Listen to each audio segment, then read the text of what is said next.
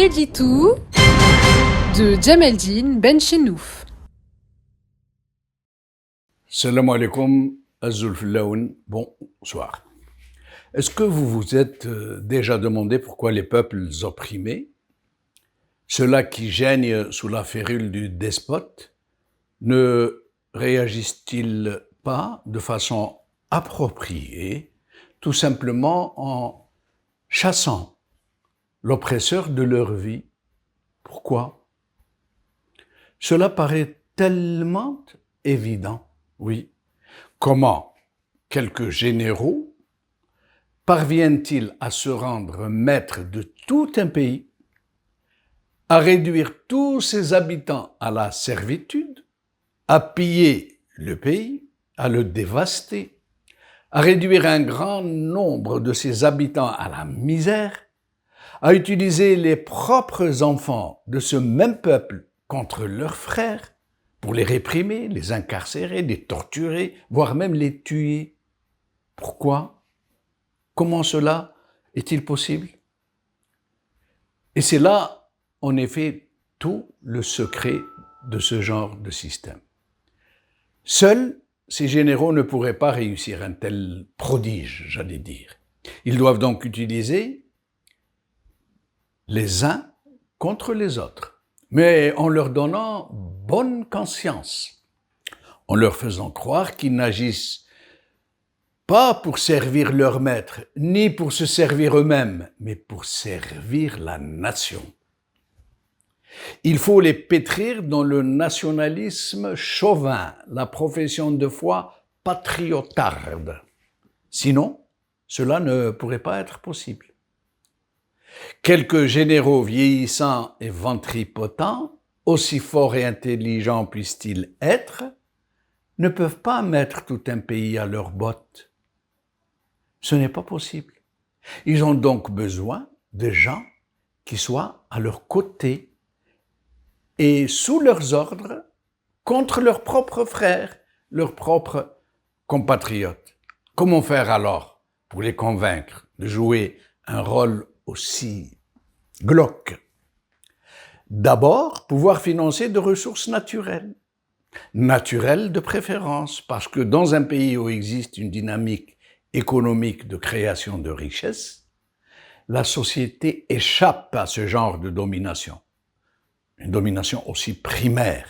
Ce sont d'autres logiques qui se mettent en place, pas toujours plus réjouissantes par ailleurs.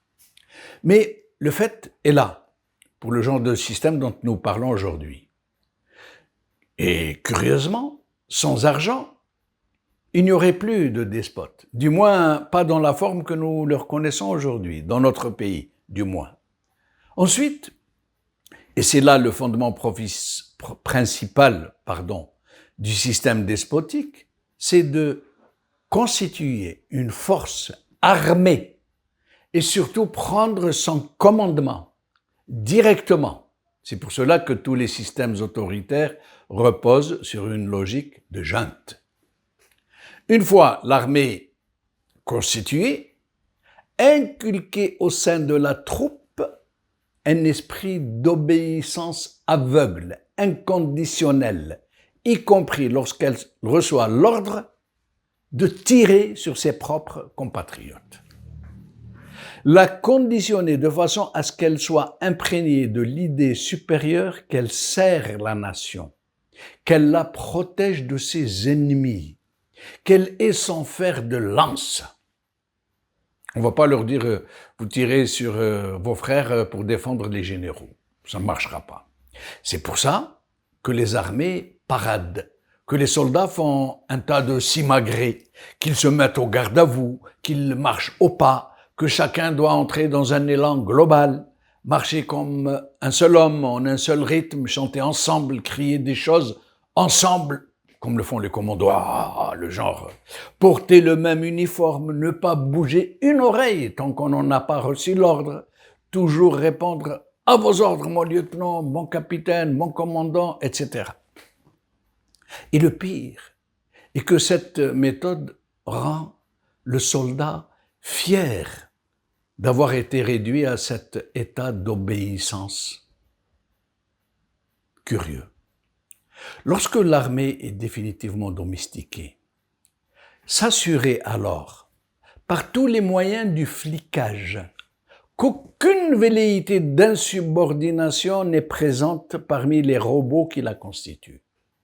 Sinon, sévir avec la plus grande fermeté.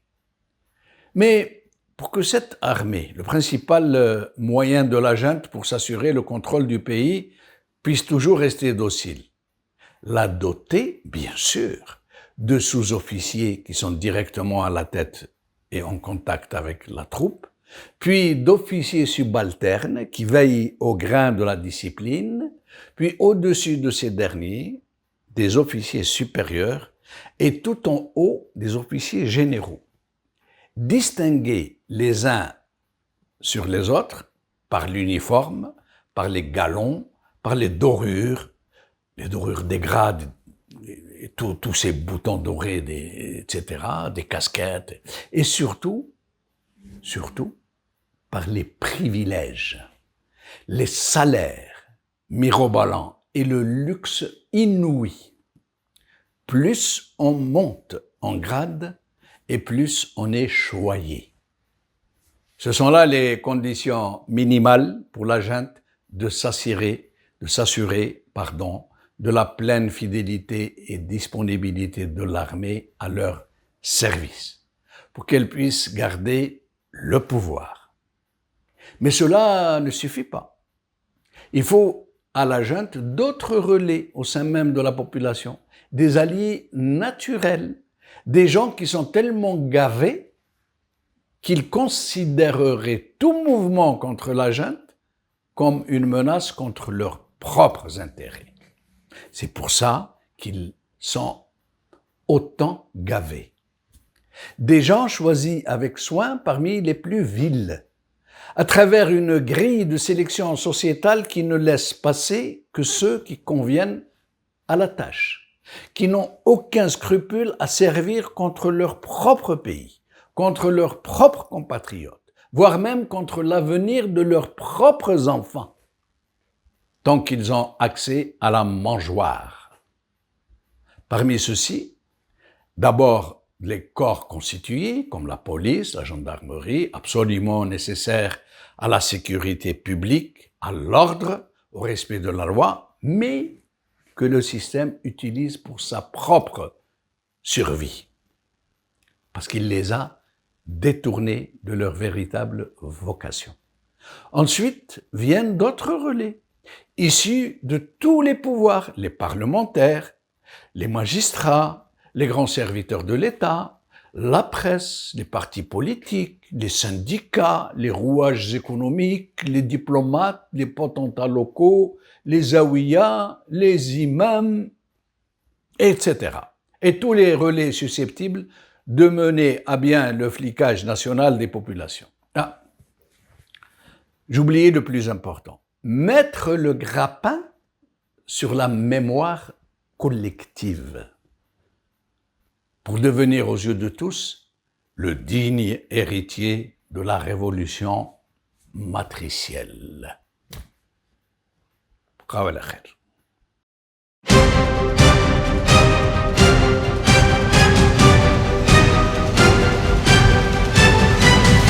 L'édito de Djemeldine Benchenouf.